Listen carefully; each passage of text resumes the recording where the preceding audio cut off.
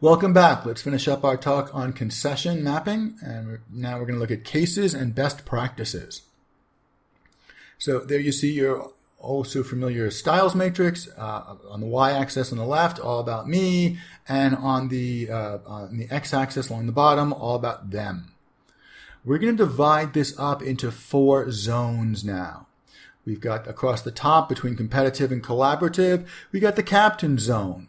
And the negotiators in this zone between competitive and collaborative are willing to compromise to make this work, but they plan on being in a partnership. They're looking for that relationship, and they probably plan on running the relationship. On the left is a more competitive position, and here you are moving between competitive and avoiding. And you are willing to make compromises to get the deal, but if you don't get your way, you're going to walk away. The opposite of this is the partner zone, which I've labeled pick me. And here you want to be a collaborator. You want to be an equal partner. That would be great. But that's not going to happen because you're in a weak position. So you are moving between collaborative and accommodative, and you're trying to compromise where you can. And finally, along the bottom is the avoiding zone. Take it or leave it. I have made my concessions. I have given what I can give. At this point, it's up to you. Take my offer or don't take it, but I have nothing left to give. And this can be a surprisingly powerful position to be in, especially if your counterparty is bigger, richer, and relies on you for something small but significant. So the method for using this tool is to start with a zone you like. Compromise is not a style, so I want you to pick where you will be between 2 of the major points. You can't be a competitive accommodator, and you can't be an avoiding collaborator. It doesn't work. All your zones will have a narrative. I want you to be able to explain where you begin and where you end and what you think is happening. And that goes for moving within a zone or moving to a new zone. Give me the story or give me the description of why you are going on this trip. And don't overthink this. No double fakes or secret triple probation. Just map out the trajectory of where you think the conversation is going to go, where you want it to end up, and where you plan on starting it. So my best practice note here is to plan backwards. Start with the end. Start with your ideal final position. If you want to cooperate and open up a business together in another country, then your final position is probably going to be some form of collaboration. If you want a one-off transaction, then you're probably going to end up between competitive and compromising. You know where you want to end up, then figure out where should you open in order to get you there. What is the process going to be? What do you need to establish about yourself or learn about him in order to end up with the partnership or with the transaction that you want? Then you should be able to fill in the intermediate steps pretty easily, pretty naturally. How are you going to move from your opening position to your final position? And here's where you consider what can go wrong and what is he going to respond with, and then what are you going to say as a result.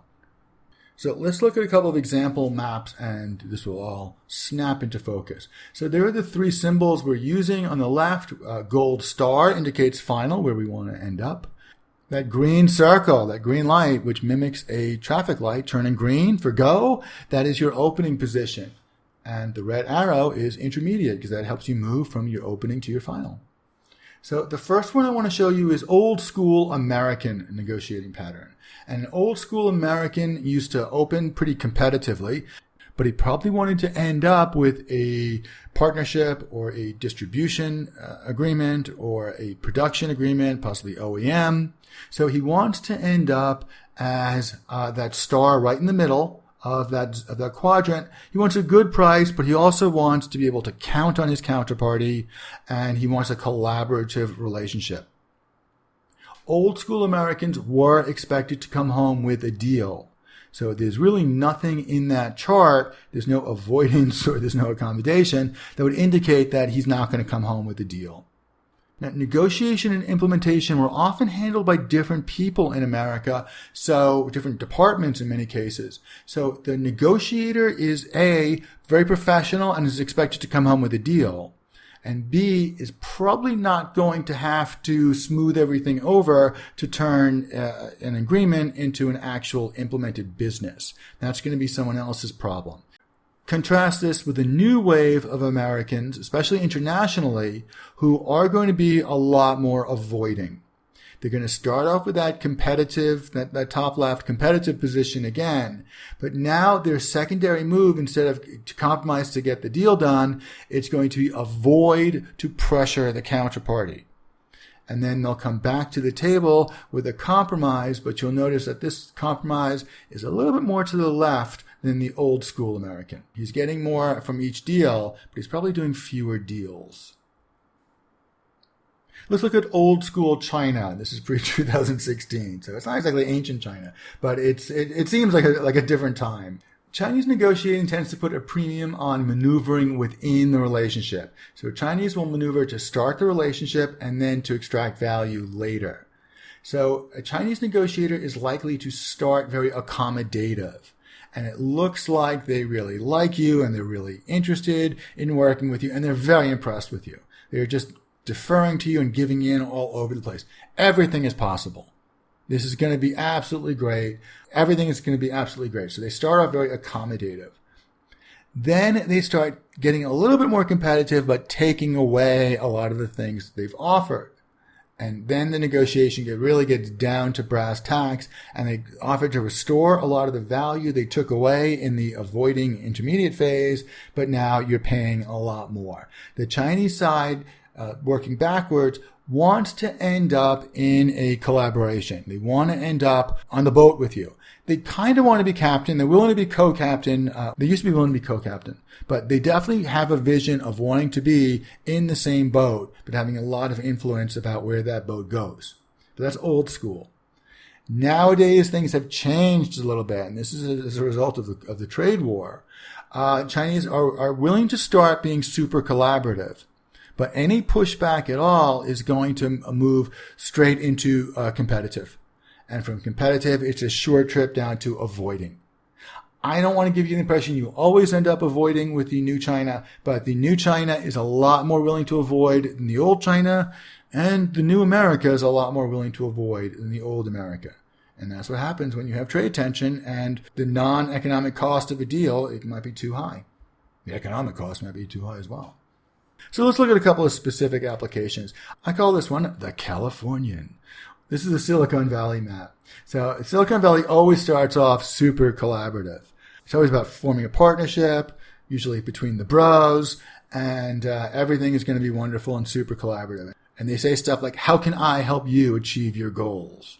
And then you tell them how to achieve your goals, and then the conversation might start to get a little bit more, at first compromising, but then competitive. And it's going to quickly turn out that they know enough and own enough to take over your organization. Let's look at this one. I call this the pro. And you'll notice how tight this is. The distance between your opening and your closing is very, very small. And that's because these are professional negotiators. They're salesmen, they're purchasing managers, they're HR professionals, and they know their market. And the more you know your market, the tighter the range between your opening and your closing price. These are the people who negotiate for a living. They're not doing one deal a year. They're doing 3 or 4 deals before lunch. And they are expected to come home with a deal, and it's going to be a workable deal. These are the easiest people in the world to work with if you can come up with the right price and the right variables. Here's what a weak position looks like, and you know in advance you're going to end up as an accommodator, but you still want to get the deal done. So you have a bad downside. You're really just trying to sell the benefit of your relationship and the value of your support. So you're going to start off by being a compromiser, and then you're going to kind of inflate the value of your own contribution, and you're going to try to be more of a partner. And that's just going to get slapped down in a hurry, and you're going to end up being much more accommodative and being willing to take anything they are offering. A variation of this is when you already have a relationship, but that's all you have. This is good buddy. You're going to start off all collaborative, but really you just need to get in the doors. You want this job, or you want this position, or you want this relationship.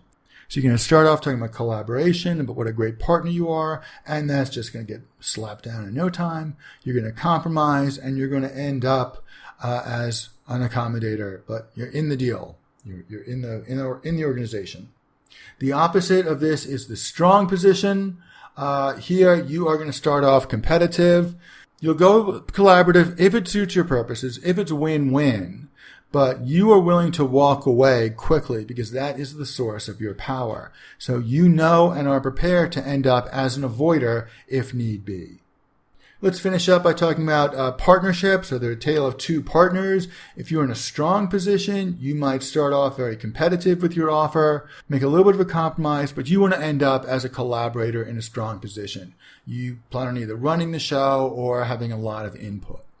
Sometimes you'll be the weak partner, and you're going to open up as though you're not the weak partner. You're going to open up as though you're equals, and he's going to force you into a series of compromises. You're likely to go for a 50-50 split, but you will end up accommodating just to stay in the deal. Okay, that is a simple, broad stroke approach to how concessions work. You're going to put your own spin on this. The point is, I want you to be able to map out in advance, based on your balance of power and based on your variables and Lin matrix, how you're going to move from your opening position through your intermediate and finally to your bottom line, need it or no way position. Thanks very much. I will talk to you again soon.